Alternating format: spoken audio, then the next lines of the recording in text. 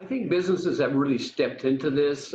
So many of them have stepped outside of their normal lane of work and are helping others deal with this issue.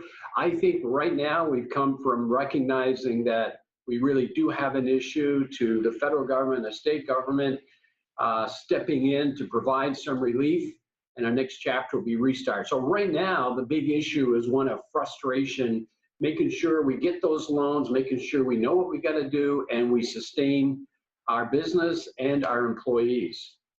In terms of the challenge of trying to keep employees on, not try to let employees go, especially employees that the businesses may want back in just 45 days, 60 days, or whatever. How overall are businesses handling that? I think the desire is there, the will is there, the loan program that deals with the paycheck protection, which you bring forth a loan that's forgiven if you respond in the way that you suggested by keeping your employees on board. I think the big issue is, and it's understandable, is that the challenge that's before us is a program that just a week ago was set in place. And now the effort is everybody wants those dollars. And frankly, there are forms that weren't prepared that needed to be. There are changes that are being made. We'll get through it. We need to be patient. But the need for those dollars are so paramount that it drives the lines, it drives the applications. And banks are doing the very best they can.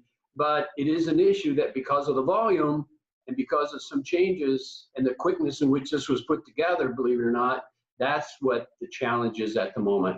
Are you, as you're talking to business owners and business managers, are you finding that most of them are generally satisfied with what the state and federal governments are trying to do to lend a hand? I think they're satisfied with what has been put in place. It's the access and the timeliness of getting those dollars to be able to retain the employees, to be able to get through this. And I really think they appreciate, as tough as it is, the fact that the key to all of this is that social distancing.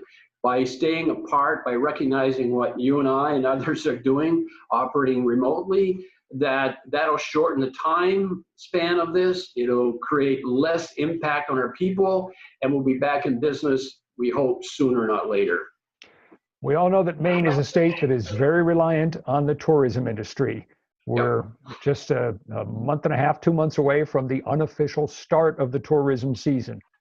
How concerned are businesses about the possibility that a large chunk of the tourism season may be lost this year? Well, it's a big concern. I think we all share the importance that that industry has on our state, as well as the supply chain, those other businesses that provide the services that the lodging facilities and tourism people of our state so truly need. I think that payroll protection plan, and I've heard Steve Hewins and Greg Dougal speak to this, offers an opportunity. The key is to get this issue behind us as quickly as possible. We have another month or so, even though tourism starts earlier every year, it really picks up in June, let's say. So the sooner that we can pay attention to the social distancing, be serious about that, play our role in that, the sooner that we, with the help of the federal government, and I'm pretty sure that we've not seen the end of the federal help that's needed to get us through this stage of the issue, but also to restart the economy once we're through. I know that you've been talking a lot with business people. Have they said something that has really surprised you that you didn't expect to hear out of this? Not that it surprised me, but again, it's probably the first thing that I mentioned when you talked to me is that business community realizes how important their employees are, trying to keep them in the fold. They also realize how important serving each other happens to be in times like this, and look at the amount of examples that are on display where they step out of their normal line of work to create the types of things that are needed to help people at times of need. It's been remarkable. I won't say that's a surprise. I would say that's a very reassuring point, and that's what Maine is all about.